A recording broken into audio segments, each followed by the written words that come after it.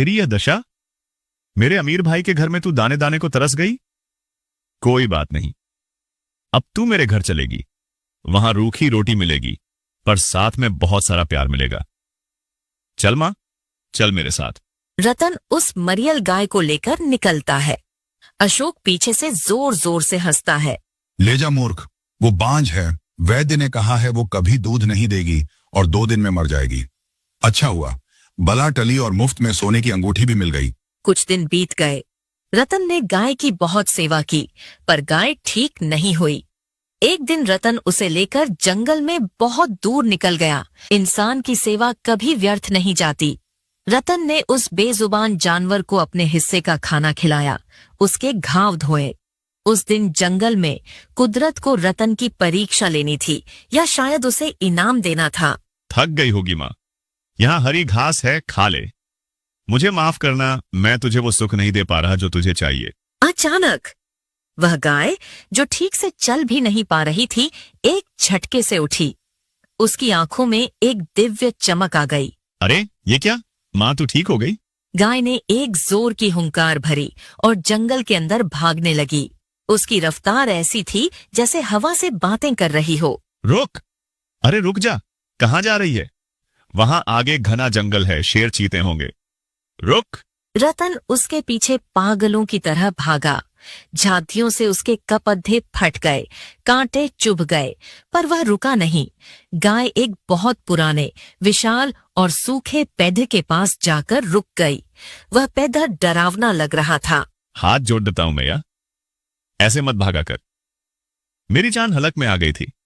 यहां क्यों रुकी है? ये पेड़दस तो बद्धा अजीब है। तभी अचानक मौसम बदला। दिन में रात हो गई, काली घटाएं छा गईं और बिजली कड़र ढाकने लगी। एक भयानक आंधी उठी। हे भगवान, ये कैसा प्रलय है? मुझे बचना होगा। एक जोरदार बिजली उस सूखे पेड्ढा पर गिरी। कड्ढा कड्ढा धम। पेड्ढा बीच से फट गया और गिर पड्ढा। रतन ने अपनी आंखें बंद कर लीं। जब धूल छंटी तो रतन ने जो देखा, उस पर उसे अपनी आंखों पर विश्वास नहीं हुआ। पेड्ढा का तना खोखला था और उसके अंदर से सोने के सिक्के बह रहे थे। जैसे पानी बहता है, वैसे सोना बह रहा था। हे प्रभु, हे दीनानाथ, यह आपकी कैसी लीला है? इस गाय ने, इसने मुझे यहां तक पहुंचाया। यह सोना, यह तो राजाओं का खजाना है। रतन ने कांपते हाथों से एक सिक्का उठाया। वह असली था। उसने गाय की ओर देखा। गाय शांति से खड्डी जुगाली कर रही थी, जैसे कह रही हो, यह तेरे अच्छे कर्मों का फल है।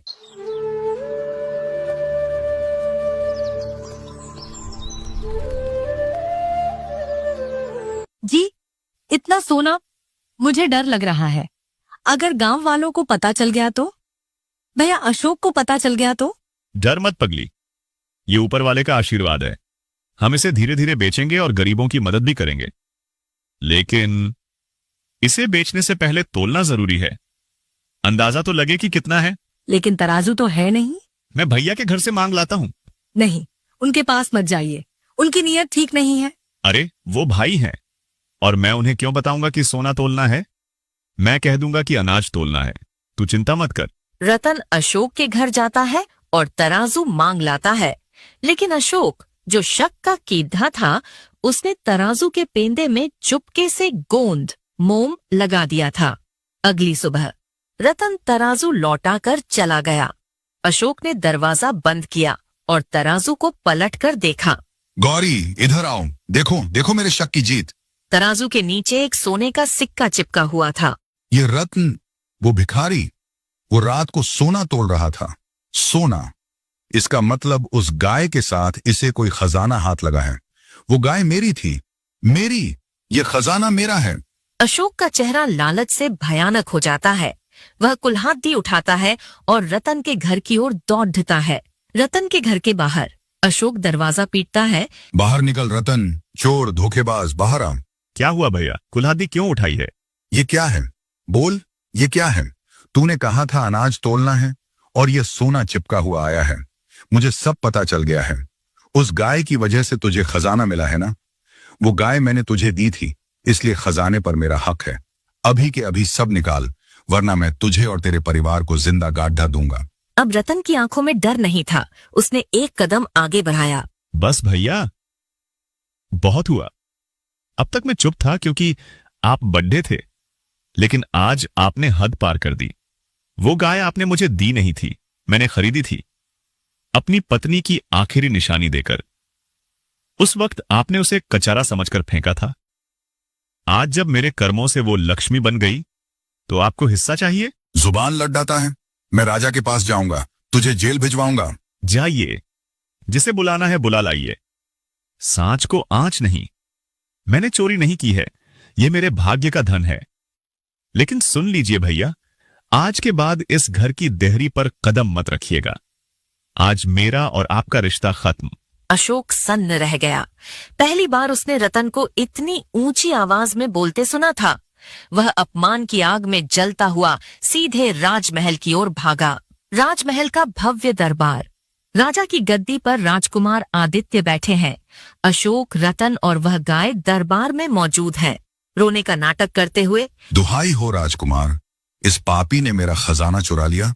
ये गाय मेरी है और जो खजाना इसे मिला है वो मेरे पूर्वजों का है। न्याय कीजिए। रतन, क्या यह सत्य है? क्या तुम्हें खजाना मिला है? जी राजकुमार, यह सत्य है। जंगल में एक पुराने पेड्डन से मुझे सोना मिला, लेकिन यह गाय मैंने भैया से खरीदी थी। तभी एक चमत्कार हुआ। राजकुमार आदित्य अपनी गद्दी से उठे और धीरे धीरे गाय के पास आए। गाय की आंखों से आंसू बह रहे थे। राजकुमार आदित्य गाय के गले लगते हुए भावुक होकर। पिताजी। दरबार में सन्नाटा छा गया। सब हैरान थे। सभासदों, आप सब जानते हैं कि मेरे पिता महाराज विक्रम पिछले 5 वर्षों से लापता हैं। एक श्राप, एक आर्षि के श्राप ने उन्हें गाय बना दिया था। ऋषि ने कहा था, तुम्हारे पिता को मुक्ति तभी मिलेगी जब कोई निस्वार्थ व्यक्ति उनकी सेवा करेगा और उनके द्वारा मिले धन को त्यागने की हिम्मत रखेगा। तभी दरबार के बीचों बीच धुएं का गुब्बार उठा और वहीं ऋषि प्रकट हुए। सत्य है रतन, तुम्हारी परीक्षा अभी बाकी है। इस गाय ने तुम्हें जो अपार धन दिया है वो इस राज्य का है। अगर तुम चाहते हो कि यह गाय वापस राजा बने तो तुम्हें सारा खजाना लौटाना होगा और वापस अपनी उसी गरीबी में जाना होगा। बोलो, क्या तुम तैयार हो? अशोक मन ही मन खुश हो रहा था। अब यह फंसेगा। कोई मूर्ख ही इतना सोना छोड़ देगा। हे मुनिवर, धन का क्या है? आज है कल नहीं। लेकिन एक बेटे को उसका पिता मिल जाए, एक प्रजा को उसका राजा मिल जाए, इससे बड़ा धर्म क्या है? मैं तैयार हूं। मुझे नहीं चाहिए यह सोना, आप बस इन्हें मुक्त कर दीजिए। रतन ने खजाने की पोटली जमीन पर रख दी। जैसे ही रतन ने त्याग किया, एक दिव्य प्रकाश से पूरा महल जगमगा उठा। गाय का रूप बदला और वहां महाराज विक्रम अपने तेजस्वी रूप में खड्डढे हो गए। धन्य हो तुम रतन। मैंने मनुष्य के कई रूप देखे हैं, पर तुम जैसा त्यागी नहीं देखा। फिर राजा ने अशोक की ओर देखा।